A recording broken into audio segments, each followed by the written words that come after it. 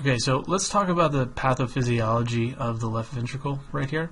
So something is going to go wrong in this left ventricle that's going to make it hard to get blood that's full of oxygen, which is energy, out into the tissues. Okay, so we're going to pump oxygen-rich blood out into the tissues, and something is wrong with our pump. Okay, so we're going to talk about things that can go wrong here. So a note about our diagram here. I've drawn some muscle over the right atrium so that we could draw a little coronary artery here.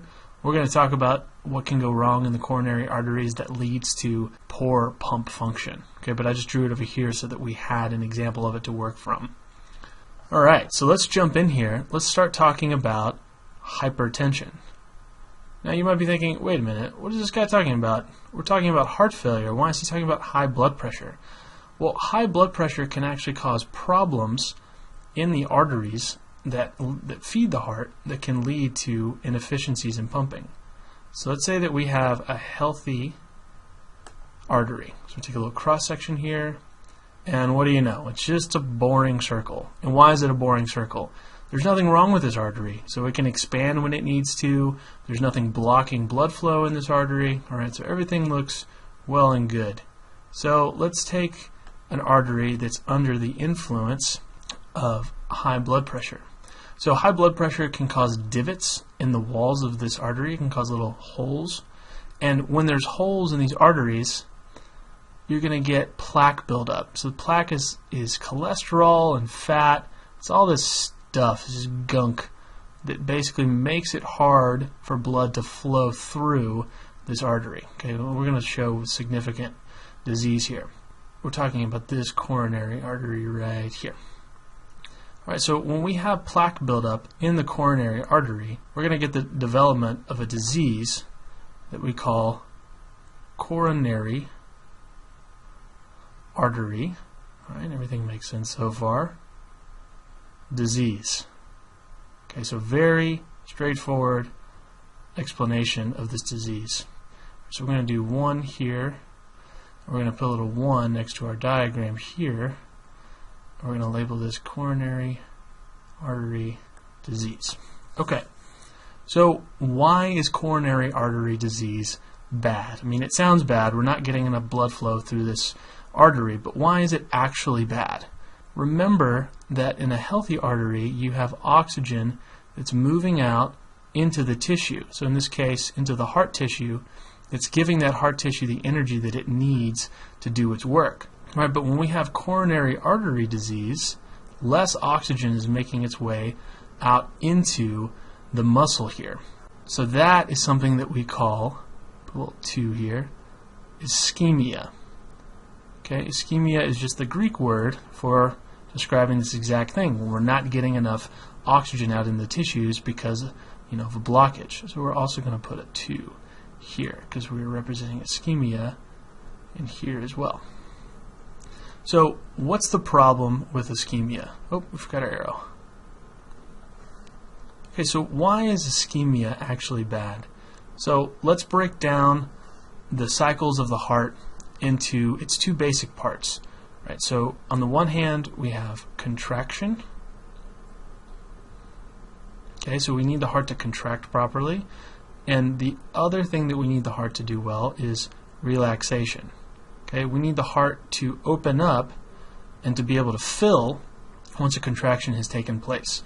And both of these processes require energy, which might sound weird, but the process of relaxation is not passive. So we need energy. So if we're not getting enough oxygen out into the tissues, it means we're not getting enough energy into the muscles surrounding the left ventricle.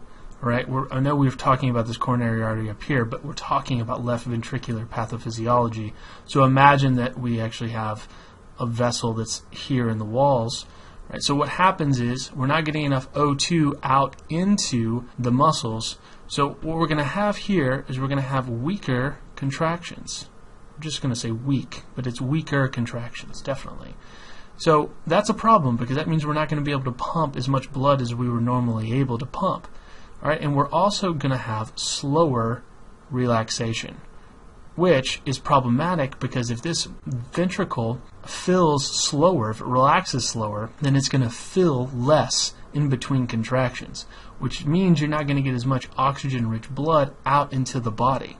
So coronary artery disease doesn't just cause ischemia, it can cause this pretty complicated problem that we call a myocardial, so muscle of the heart, infarction.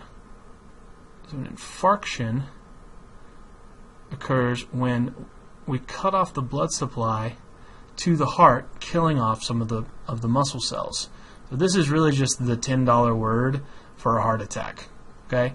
So what's going on here and how this relates to coronary artery disease is, imagine this plaque is built up in this coronary artery. Remember, this is all going on here, but we're just doing this over here so that we have some more space. So we say that this coronary artery has a bunch of plaque in it, and imagine a big chunk of this plaque breaks off like an iceberg from a glacier.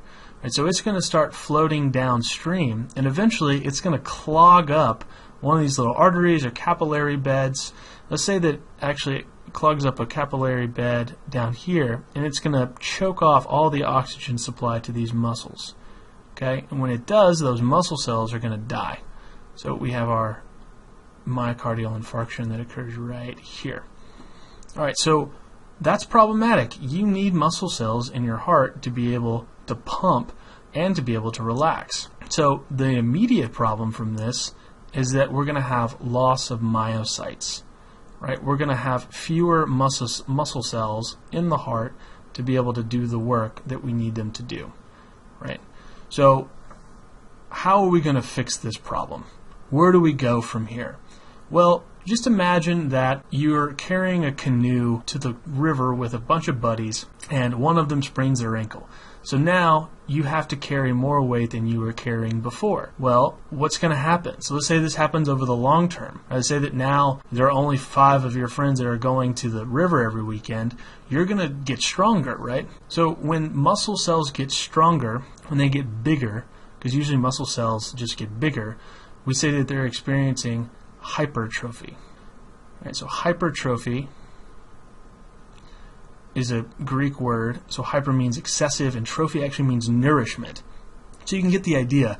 We're nourishing these cells because we need them to get bigger, right? Because our friend's no longer coming with us. We need the muscle cells in our arms to get bigger. But in this case, what we're talking about is the heart. We're talking about the heart cells doing more work now because some of their buddies are no longer able to pump. So in this case, we're going to get what's called ventricular hypertrophy. Okay, and this sounds like a pretty good idea, right? It sounds like a pretty commonsensical thing to do. If you have some muscle cells that are no longer able to function, right, you're going to feed these other muscle cells so that they can actually do the work. So what does that look like? So let's get our big pin out here. Let's get our big brush. Okay, as Bob Ross would say. All right, so let's make this bigger. Okay, so we have hypertrophy. So it just looks like this muscle here has just gotten pumped up, right? But here's the issue. There are 2 types of ventricular hypertrophy. You can get good ventricular hypertrophy when, say, you're working out, right? So over the course of exercising, you're going to be asking your heart to do more work than it's normally able to do, which is going to cause some hypertrophy that is going to enable your heart to get more blood out into the tissues. So that's good. But when the stimulus is chronic, right? So in the case of, a myocardial infarction, and if you've lost some myocyte, this is a chronic cause of ventricular hypertrophy. You're actually going to get a whole series of problems that are going to end up in a situation called dilated cardiomyopathy. So cardio meaning heart, myo meaning muscle, pathy meaning illness. Okay, so it's an illness in the muscle of the heart that causes that heart muscle to become dilated.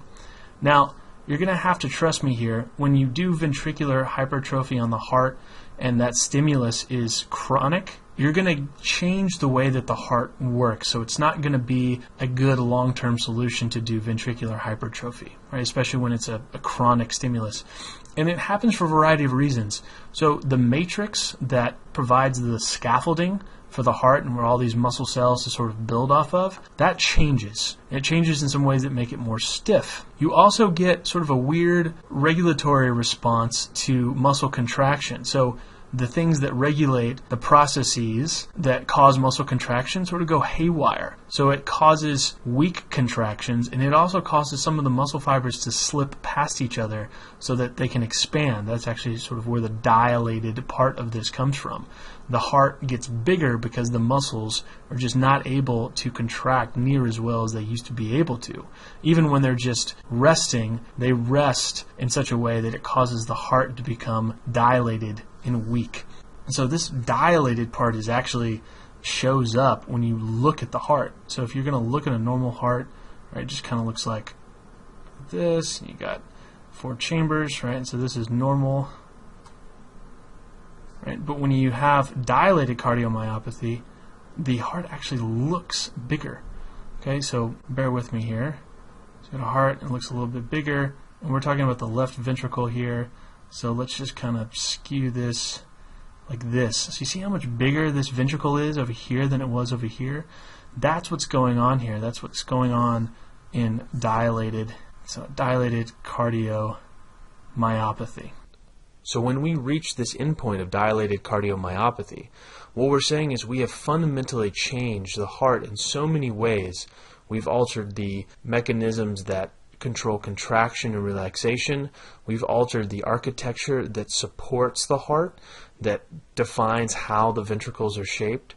We've changed all these fundamental aspects about the heart so that we're going to make the heart work fundamentally less efficiently than it was once working. So at this point, we've produced a global change in the heart that is going to have to be managed because it's going to lead to chronic congestive heart failure.